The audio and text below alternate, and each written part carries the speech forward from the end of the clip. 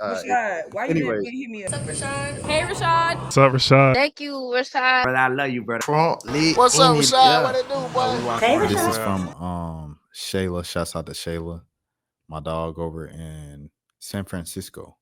Shouts out to Shayla. But yeah. She said right here because this girl, it all started with Danny Lou on Twitter, who's like a tech person and stuff. And she said there's this belief that rich, successful black men twirl for some reason. Hold on, I want to see this. I'm so happy that no one has ever successfully indoctrinated me with the belief that black men of a certain education level or socioeconomic status wouldn't be interested in dating me. Y'all really do have incredibly low racial self-esteem. This started because someone said they saw the Red Lobster CEO at a bar with a white girl. That started a whole conversation on Twitter of like, of course he has a white girl, and they said, well, he's from Cornell. He's just a product of his environment. What's behind him and stuff. So then she said there's this belief that all the rich, successful black men swirl for some reason. People see a few celebrities and influencers do it and think that's everyone. LOL. So odd. So then Shayla said 85% of college educated black men marry black women. Nearly the same percentage of black men earning over 100K are also married to black women. And then she dropped the link just in case you wanted to know where she got it from, because people just be tweeting sometimes. So this is from the Harvard Kennedy School, the Student Policy Review. Where are the brothers? Okay, what a headline. How the continued erasure of black men's voices on the marriage question perpetuates the black male deficit. This is by Joy L. Hightower. This was written in April 25th, 2016, so nearly 10 years ago. In 2009, Lindsay Davis, a black female correspondent for ABC News, wrote a feature for an article for Nightline. She had one question. Why are successful black women the least likely to date any other race to marry? Her story went viral, sparking a national debate. Within a year, social media, newsrooms, self-help books, black television shows, and films were ablaze with commentary that were integrated with the increasing trend of never married middle-class black women. The conclusions of this debate were elusive at best, mostly muddied by different opinions about the conflicting relationship desires of black women and black men. But the debate made one thing clear. The controversy about the declining rates of black marriage is a middle class issue, and more specifically, a problem for black women. Middle class black men only center a specter of black women singleness. Their voices are largely muted in the conversation. This opinion piece challenges the gendered media portrayal for foregoing the neglected perspectives of middle-class black men that are drowned out by the hysteria that surrounds professional black women's singleness. I argue that when middle-class men enter the debate, they do so much in a way that was the way of their lower-class brethren. Their failure to marry black women. Middle-class and lower-class black men alike have suffered a radical unaliving. A popular 2015 New York Times article proclaims that quote unquote 1.5 million black men are quote unquote missing from everyday life experiences due to incarceration and related unalivings. This persuasive explanation of black men's disappearance, quote unquote, knows no class variation. Despite changing social mores regarding the later marriage entry across social groups, middle class black men are described as quote unquote missing from the marriage markets of black women.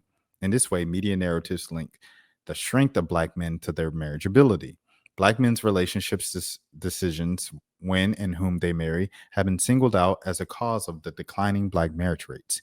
Black men's higher rates of interracial marriage are linked to the quote unquote new marriage squeeze, Crowder and Tonley 2000, which identifies the difficulty for professional black women to seek to marry black women of the same ilk. Because of this quote unquote squeeze in his book, Is Marriage for White People? Stanford law professor Richard Branks, 2011, recommends that middle class black women should emulate the middle class black men who allegedly marry outside of their race.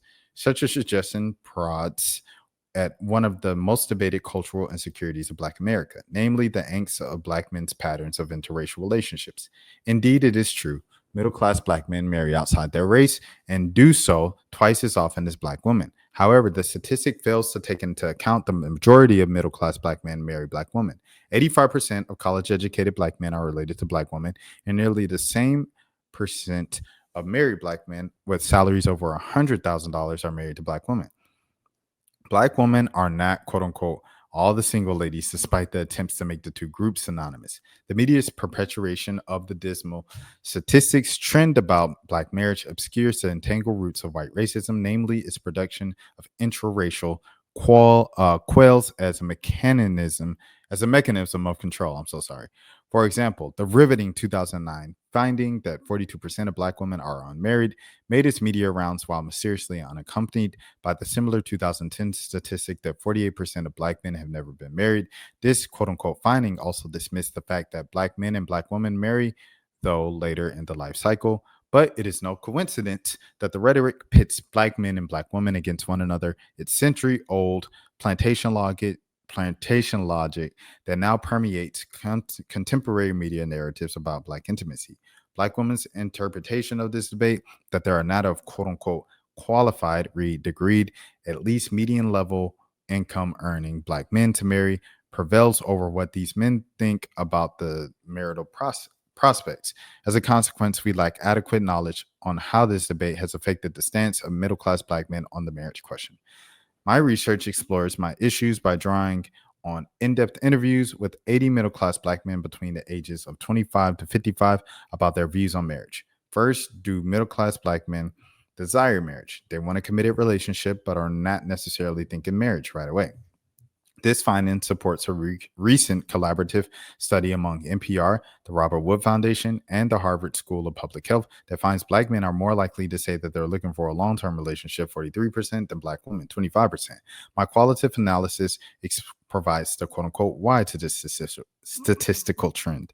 Respondents revealed that some of their dating and relationship experiences, they felt the women were trying to accomplish the goal of marriage. These experiences left them feeling that their resume was more important than who they were as men. For middle-class black men, having a wife is a component of success, but not an exclusive goal of it, as they felt that they were often the case of black women who they dated. Second, how does class status shape what black men consider qualified? Respondents felt educational attainment was more important to the women they dated than it was to them. They valued women's intelligence over their credentials. They conceded that their educational credentials attracted women, yet their resume of accomplishments overshadowed any genuine interest. Oh, that's deep. That's deep. Wow. On the whole, men held the assumption that they will ultimately meet someone who is educated, if simply because of their social network, but education achievement was not a driving force of their relationship decisions. There was a slight intra-class caveat.